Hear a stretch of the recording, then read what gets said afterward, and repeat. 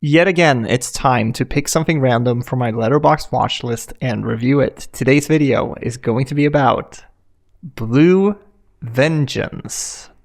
I think this has been on my watch list for a long time. I just don't quite remember why I put it on there.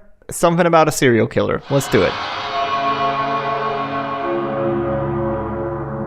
I wish Blue Vengeance worked for me, but unfortunately this is going to be a pretty negative review. This first got on my radar when Vinegar Syndrome put it out on Blu-ray a couple of years ago, and it sure seemed like something that would be up my alley. I mean, an overly ambitious straight-to-video serial killer movie with satanic themes and a heavy metal soundtrack? How could I not watch that? I love the devil. I really do. The film also has that classic 1980s New York feel where the sleaziness of it all just oozes off of the screen. That sleaziness is only enhanced by the filmmaker's decision to go full Larry Cohen here and shoot a number of scenes guerrilla style. On paper, Blue Vengeance seems like it was tailor-made for me, but unfortunately, I never fully clicked with it. In the opening scene, convicted serial killer Mark Trex escapes from a mental institution and hitchhikes back to his hometown, New York City. He plans on finishing what he started before being captured, and what he started is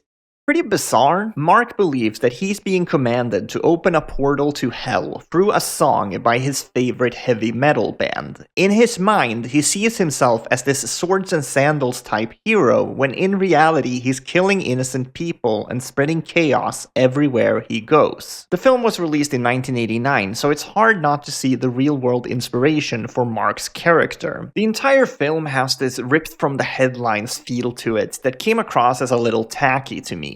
I'm assuming the intention here was to satirize the satanic panic of the 1980s, but I don't think the script is smart enough to do that effectively. It felt like a bad episode of Law and Order to me, where the filmmakers are not really saying anything about these topics, they're just included for shock value. The reason I'm using Law and Order as a comparison is because Blue Vengeance is actually a cop procedural. The main character is this guy, also named Mark, which is confusing, so we'll call him Cop Mark. Cop Mark is the guy who took down Killer Mark 10 years ago, but when doing so, he accidentally got his partner killed. You know how this goes from here, right? The detective with the tortured past now has to rise up and save the day once and for all. I think my main problem with this movie is that even though the concept and style of it is rather outlandish at times, it's surprisingly boring to watch. Both Killer Mark and Cop Mark are painfully unlikable characters, and the whole movie has such a dreadfully nihilistic tone to it. Every single conversation in this film is an argument, and half of the time they don't even make sense. So much of this movie is spent with Cop Mark arguing with his superiors about whether he should be on this case or not, and I just didn't care.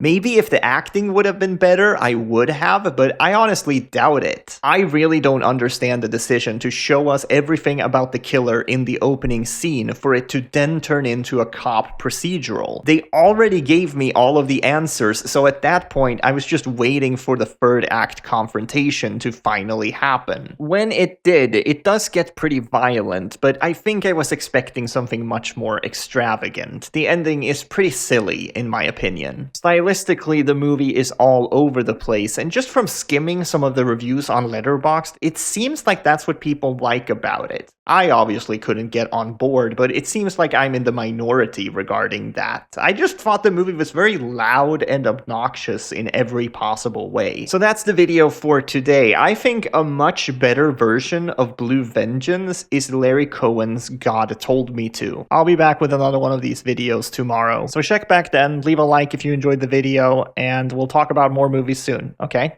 Bye.